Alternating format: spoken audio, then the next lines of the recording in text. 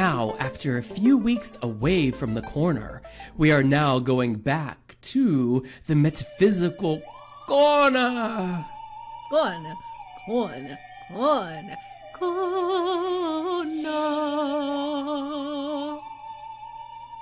And here we are. What do we have for the Metaphysical Corner? Because, of course, we only ever make a special segment when we're feeling spicy and excited about a spiritual topic. So today, what's in the roster? What's in the coffers for us to talk about in the world of spirit? We received a fan letter. I love when people so like excited. us. Oh, I love it. So what I would like to do is open up this letter and let's read it. Yeah. I love having fans. Oh God. Yes, I love me when too. people see me. You know what I mean? When they really Yes. get me, baby. They really get me, baby. This letter is from D in Hi, Dee. Florida. Hi, Dee. Hi, Dee. Dee says, hello, I am a fan of your show. Love you and Crystal. She is funny. You are hilarious. You both work well together. Yes? What'd she say about me again? That you're funny. I am funny. And she called you hilarious, though? I am hilarious. And I'm just funny? Okay, that's all right. Yeah. I love it. I love Dee. She's a fan. Go on. She said, Crystal, is funny. I am hilarious. She goes on to say, you both work well together. I hope to meet you someday to, 1, tell you I'm a fan, and 2, thank you for the good vibes when I was looking for a job. We sent her lots of love and good vibes when she was job hunting, and she landed a fantastic job, like literally within days. Honey, we are the manifesting mavens, the monarchs, the many-faceted, attractive people of manifestation. We are attractive. I think so. We are. We're gorgeous.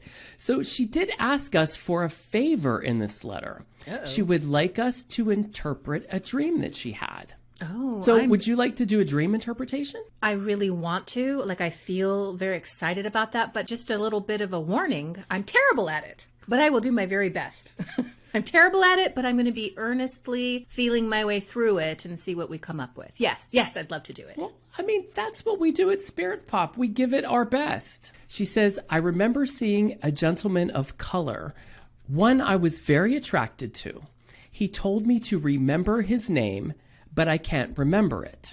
Ooh. He was caring for me because I had a bicycle accident where I hurt my head. He helped me to the restroom. I remember the restroom was a cave with multiple stalls and shower off to the side. And then she says, another thing I remember in the dream was a military facility and space, but I never received... A military and space? Or in space? A military... What? Military... Well, I'm thinking she means like a military facility. In space? No, I think just a space. Not this, in space, in here. Here. Okay. All right. Not outer space. Well, it's a dream. It could be outer space. Are you sure? Well, it could be. Well, I don't know. She doesn't say. She doesn't say it's outer space. All right. But she said she had a mission and she never received her orders. Okay. So I have some immediate thoughts, which are likely, not going to be accurate at all. But here's my thought. The person of color, the man of color who helped her with her bicycle accident feels to me like a spirit guide or somebody who's showing up to offer guidance. And it has to do perhaps with something in her childhood, because the bicycle might represent something in her childhood, because we all rode bikes when we were kids. Now, maybe she's a cyclist now in her adult life. So maybe the spirit guide would be showing up now to talk about exercise or her body or about her sport. But I'm feeling that maybe it's a childhood thing that this person is showing up to help her with. Now, the public restrooms, that is so interesting to me, Bryan, because all my life I have dreamt about public restrooms. Although, did she say it was public? She said it was in a cave, but there were many stalls, right? It was in a cave with many stalls, which to me would signify public. But a cave is kind of a secret, mysterious place.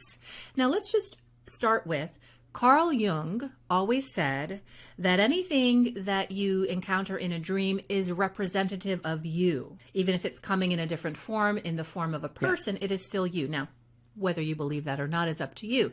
Carl Jung also said that when you encounter a house or a dwelling, that represents your body and your actual structure. And while the cave is not a dwelling per se, this might have something to do with stuff that she's holding on the inside. And with public restrooms, which I have dreamt about all of my life, I don't know why. I'm always trying to find somewhere to go to the bathroom, but all the stalls like have no doors, or like the toilets are gross. So I'm just looking for a toilet. Where can I go to the bathroom, Bryan? And what I think this means for me is that there is stuff that I need to process, but I'm not quite ready to do it, or it's not yet safe for me to do it. There are things that are trying to move through my experience, and I'm not quite feeling safe about allowing that to go. So maybe I'm holding on to something. Maybe it doesn't feel like the right time, but my subconscious is telling me, you got to poop it out, sister. Sit down on a toilet, even if there's no door to the stall, and you got to let it go. And these can be anxieties. These can be perceptions about self.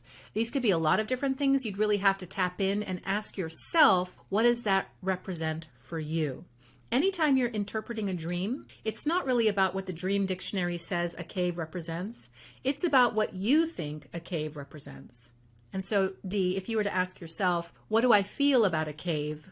Metaphorically, what does that symbolize for me? That answer is much more germane and relevant to what this dream means for you. So those are my first thoughts. What about you? So the gentleman in the dream, absolutely in my butt, I feel, is a significant guide. Someone like on the inner sanctum of guides who is really trying to connect with you, Dee. There is something from your childhood that you have to resolve because it is putting a block for something that needs to come through. There is an awakening for you that needs to happen, that should happen soon. It won't come until you remove this block. And I feel with the cave, the restroom, I'm always one who prefers to go at home, nowhere public. I don't want anyone to even know I'm going. That to me means there may be some level of uncomfortableness, maybe a little shame, bashfulness, something that you're just not ready or willing to look at just yet, but you really need to dig deep and look at it. When this is removed, sky's the limit. That will be the mission that you did not get the information. You didn't get your mission. Once you remove this, deal with this, and move forward, this mission will come to you. And that is going to be this next step in your spiritual evolution. That is what I feel deep in my butt. I love it. Ooh, I love that. The mission was an interesting part of it. If it was happening in space, pigs in space. That would be even better. Spirit pop in space. If it was toilets happening in space. Like we're all sitting on a toilet, just spinning around. That would be so great.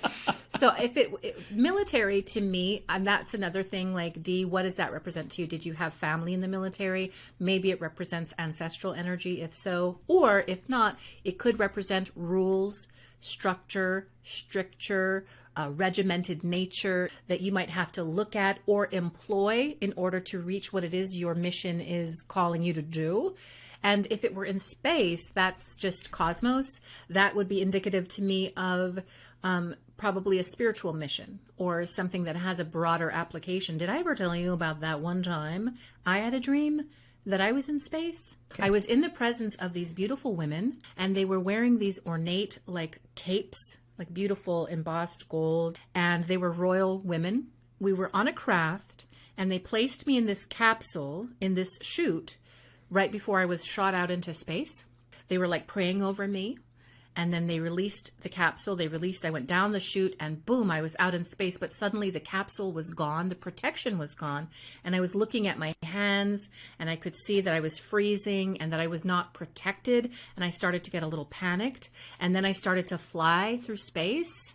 Am I boring you? Dreams can be so boring to people. Who haven't No, had them. I'm like literally, well, what happened? So I'm flying through space, not protected, and like, I don't know if you ever saw 2001, A Space Odyssey at the very end when he's traveling through space and it's just all these lights and he's just traveling through the dimensions. It was like that. And all of a sudden I ended up in this world and I kind of came to a stop and I landed on this path and I started to walk this path. There were these big stone buildings to my left. And as I walked, this big white wolf came across my path, stopped and looked at me, ran toward me, bit me, and then ran away. Now, talk about symbolism galore. I spent a very long time determining, what does the white wolf mean for me? What do the 5 women in their beautiful robes mean to me? What about the capsule? Why was it gone? What is space? Is that spirit? Is that incarnation? I spent weeks and weeks and weeks getting into the interpretation of that dream, which is kind of the fun part about it, right? Just exploring your own subconscious and how you feel about these things, until I arrived at what that all meant for me. And it was really about this life, this incarnation. The bite from the wolf was actually kind of a transfer of a certain kind of power, and it all made sense in the end. So I don't know if anything we're offering to lovely Dee makes any sense to her, but it is what I feel. And there's some really cool symbolism in this dream. And I encourage you, Dee, to get into it and figure out what that means for you, because that's how you're going to get the overall meaning of the dream. So great. Thank you for writing to us, Dee. We love to hear from all of you, whether you're on YouTube, whether you're listening to the podcast. If you write in, we love to hear from you. We're always excited to talk about things that you guys want to talk about. The reason we haven't had a Metaphysical Corner for the last couple of weeks is because we've talked about so much, but we really don't know what you guys want to hear and what you guys want to get into. So if you guys tell us, we will absolutely create the content for you, because that's the kind of people we are, Bryan. That's the kind of people we are.